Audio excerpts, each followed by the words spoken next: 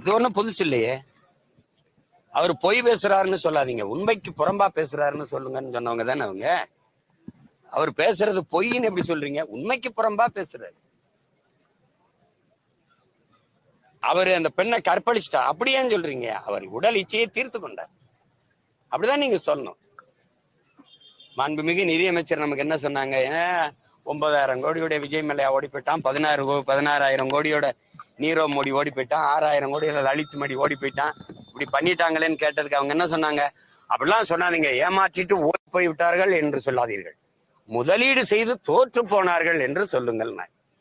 நான் கேட்டேன், அம்மா எனக்கு ஒரு 1000 கோடி கொடுங்கம்மா, நானும் முதலீடு செஞ்சு தோற்று போறேன்னு கூட சொன்னேன். அது மாதிரி இது திருட்டுன்னு எப்படி சொல்லுவீங்க? ஒரு எப்படி சொல்றது, முறைகேடு. முறைகேடு நீங்க அப்படிதான் சொல்லணும், முறைகேடு அப்படிதான் சொல்லணும். இதெல்லாம் புதுசா இந்த மாதிரி இவங்க பேசி இப்படியே மக்களை ஏமாற்றி அதை என்கிட்ட போய் கேக்குறீங்க. எதையாவது நீங்க தான் மக்கள்கிட்ட ஒரு விழிப்புணர்வை ஏற்படுத்தணும். இப்படி இந்த மாதிரி இருக்குடா அந்த நிலைமைன்னு. நீங்க அதை விட்டுருவீங்க. இவர் முன்வாரி இவருக்கு 58 விழுக்காடு போடுறாங்க, இவருக்கு 78 விழுக்காடு. நீங்க சொல்றத பார்த்தா தமிழ்நாட்டுல உங்க கருத்து கணிப்படி 200 விழுக்காடு வாக்குப்பதிவாகணும்.